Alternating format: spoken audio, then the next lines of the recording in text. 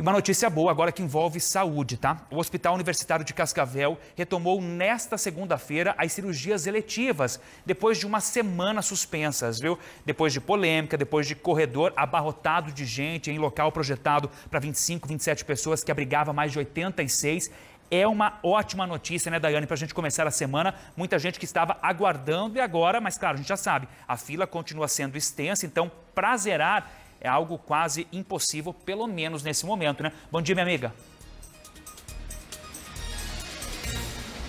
Isso mesmo, viu, Wagner? Bom dia para você, para todos que estão acompanhando o Balanço Geral. Essas cirurgias, elas foram retomadas a partir de hoje, mas todo o trabalho aqui dos servidores do HU, ele teve início ainda na quinta-feira, porque daí eles começam ligando para os pacientes que estavam ali naquela lista de espera, avisando esses pacientes que eles devem retornar, passar ali pelos atendimentos iniciais, para que aí essa cirurgia aconteça e a partir de hoje esse formato de mutirão, né? Porque eles vão ter que realizar um trabalho bastante intenso para dar vazão a essa fila. Estamos aqui ao lado do diretor-geral da unidade, o Rafael, que vai conversar conosco, trazer um pouquinho desse panorama. Uma fila de espera que é bastante extensa e que vocês terão que dar a esse início de vazão novamente depois de uma semana, digamos assim, com esses trabalhos parados, né, Rafael? Bom dia. Bom dia. É mais ou menos isso que você explicou. A gente começou a chamar os pacientes de volta na quinta, sexta-feira passada, para eles já se programarem e começarem a internar para a gente começar a realizar essas cirurgias a partir de hoje. É uma fila que ela realmente está extensa, né? Teve uma piora por conta daquela suspensão das cirurgias eletivas, durou quase 20 meses no período da pandemia. E agora essa suspensão até foi curta. A gente fez uma semana um trabalho árduo aí, onde só 6 pacientes que não realizaram a cirurgia durante aquele período de suspensão para a gente poder dar uma vazão maior nas urgências e emergências que a gente recebe aqui no nosso pronto-socorro. Os pacientes chegam e precisam realizar a cirurgia também. O espaço do centro cirúrgico é um pouco restrito, a gente não consegue ampliar o número de cirurgias por conta de espaço e também por conta de enfermarias. Mas eu acho que o trabalho foi bem realizado naquele mutirão, a gente conseguiu dar uma vazão grande nas cirurgias de urgência e emergência, diminuiu um pouco a pressão nas UPAs e diminuiu um pouco a pressão também no nosso corredor. Agora é retomar as eletivas e a gente conseguir concluir, né, o que a gente tem no contrato com a Secretaria de Estado de Saúde, que são as 129 cirurgias eletivas por mês, finalizar esse mês aí de fevereiro na tranquilidade de cumprir as metas estabelecidas. Rafael, eu sei que é um número difícil de ter acesso, porque a todo momento, né, vai se atualizando. Como você mesmo disse, ficou parado ali por 20 meses, então é um período que vocês vão ter que correr atrás desses pacientes para saber se já não evoluiu para uma cirurgia de urgência, né, se esse paciente, infelizmente, já não veio a óbito, enfim. Mas você tem esse número atualizado? Quantas pessoas que estão nessa lista de espera aqui do HU para a realização de cirurgia eletiva? Aqui do HU são em torno de 1.800 pacientes esperando a cirurgia eletiva ser realizada. Mais de 60% dessa fila é da ortopedia. Em segundo lugar vem a cirurgia geral e depois as demais especialidades. É um número grande, a gente precisa ampliar, na verdade, é uma política que o Estado já se propôs com o Opera Paraná e etc. E a gente precisa ampliar esse número de cirurgias eletivas. Porém, o espaço aqui, como é reduzido, a gente não consegue fazer isso de uma maneira muito adequada. Existe já um estudo do hospital desde o ano passado para que a gente monte aqui um centro de cirurgias programadas, porém também, a pedido da CESA, a gente manteve 20 leitos de UTI aqui, ocupando esse espaço, a gente não consegue realizar cirurgias ali, mas a previsão é que a materno-infantil, finalizando a obra, a gente consiga direcionar esses pacientes da unidade de terapia intensiva, onde estão hoje alocados aqui no CTQ, onde a gente espera montar o centro de cirurgia programado e, de fato, abrir essa unidade. São mais 3 salas cirúrgicas, mais 4 salas de recuperação pós-anestésica. Temos também 6 leitos de UTI que serão dedicados às eletivas ali, mais 23 enfermarias. Então é um espaço que a gente prevê aí até o segundo semestre desse ano a gente colocar para funcionar e aí sim ampliar de fato o número de cirurgias realizadas no hospital. Desse número aí de 1.800, né, que estão nessa fila, tem como a gente ter uma porcentagem de quantos são pacientes de Cascavel? Eu preciso levantar, mas assim, vendo o número de atendimentos do hospital universitário como um todo, 80% são pacientes de Cascavel. Então, provavelmente esse percentual vai se refletir na fila de espera também.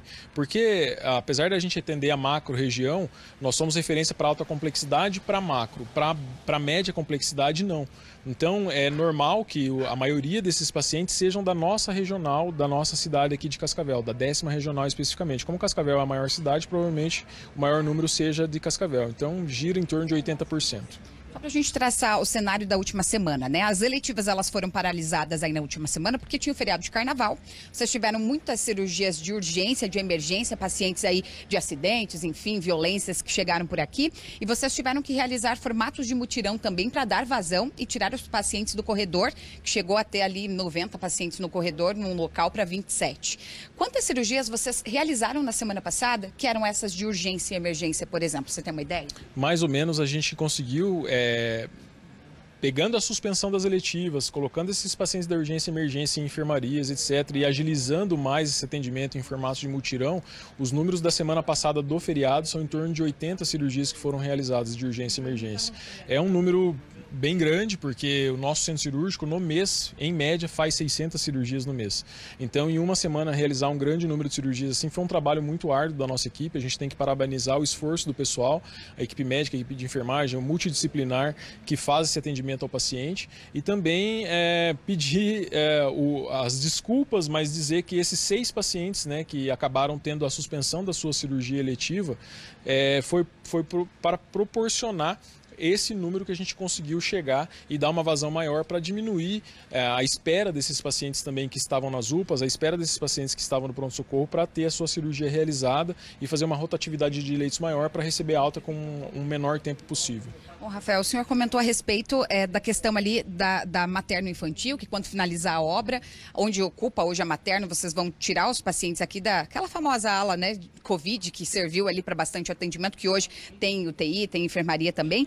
E aí esses novos leitos seriam abertos. A gente tem um prazo exato para quando vocês terão esses novos leitos disponibilizados aí pelo Estado? A previsão da finalização da obra ali é para junho, julho agora. Então a gente tem a previsão já para o segundo semestre que a gente fez a conta semana passada, serão em torno de 62 leitos a mais que a gente vai colocar à disposição de enfermarias, né? E isso sem reduzir leitos de terapia intensiva. Então a previsão é que para o segundo semestre a gente consiga já essa ampliação. E tem também uma readequação interna de outros espaços que vão sair daqui do hospital para materno-infantil, como o centro obstétrico e outras unidades, a unidade de terapia intensiva neonatal, o UCI, nesses espaços fazer uma readequação para que em torno, sim, daí de 10 meses mais ou menos, a gente coloque mais 50 leitos à disposição, finalizando no total desses 18 meses aí, em torno de 110 leitos a mais à disposição da população. Bom, Rafael, só para a gente atualizar a respeito de como está hoje o cenário do HU. Na semana passada era um cenário caótico, né? 90 pessoas aguardando por um leito, vocês tendo que depender ali também da macro para regular alguns pacientes, fazendo adequações internas, como os mutirões, por exemplo. Mas a semana começa de que maneira aqui? Vocês estão um pouco mais tranquilos ou ainda está em alerta toda a situação? A gente continua em alerta porque o nosso pronto-socorro continua hoje, por exemplo, está com 65 pacientes no corredor e a gente já chegou no período do mutirão ali, acelerando bastante a cirurgia, a gente chegou a ter 49 pacientes. Então, o pronto-socorro nosso sempre é um motivo de alerta, porque a gente não consegue dar vazão a toda a demanda que chega na porta.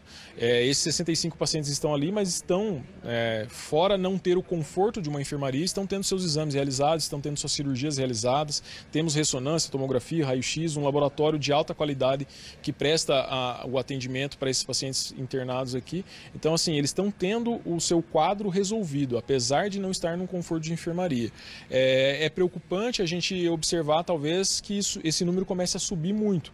Daí a gente continua numa discussão muito próxima à Secretaria de Estado de Saúde do Estado, para que a gente viabilize talvez novos mutirões, talvez novas suspensões, e assim a gente vai levando para tentar atender a população da melhor maneira. Rafael, a gente agradece pela participação. Bom, tá aí, né? O cenário ainda é, em tese, caótico, né, Wagner? Porque a gente ainda tem 65 pessoas aguardando. A direção, todos os servidores trabalhando no seu limite, até mesmo extrapolando esse limite, porque tem que cuidar desses pacientes, tem que dar a devida atenção para eles também, como eles estão recebendo, assim como afirmou, né, o diretor aqui da unidade, e eles seguem também neste aguardo, bem como toda a população, que é finalizar a obra da materno-infantil, abrindo espaço aqui dentro, remanejando, né, alguns espaços e assim, no segundo semestre deste ano, tendo a abertura de novos leitos, que vão dar aquele fôlego, né?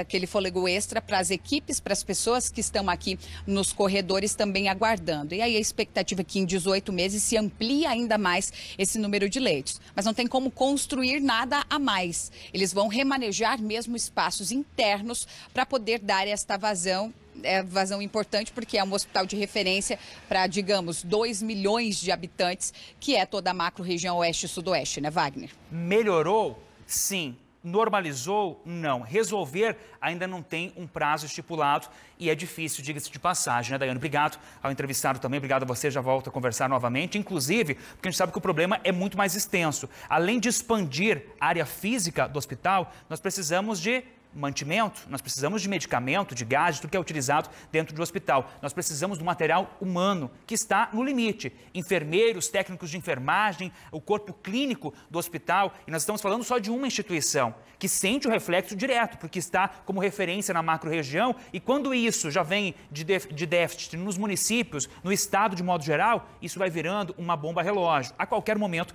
pode explodir, como aconteceu há poucos dias. Agora, a última pergunta da Daiane deixou claro que esse problema está longe de ser resolvido. Nós ainda temos nos corredores do HU mais de 60 pessoas internadas. Deveríamos ter quantas, Wagner? Nenhuma pessoa. Deveríamos estar todas com leito aí de enfermaria, pelo menos. A situação não foi resolvida e, eu repito, está longe de amenizar e resolver. Melhorou porque as cirurgias eletivas voltaram. É um fôlego a mais. Complicado, né?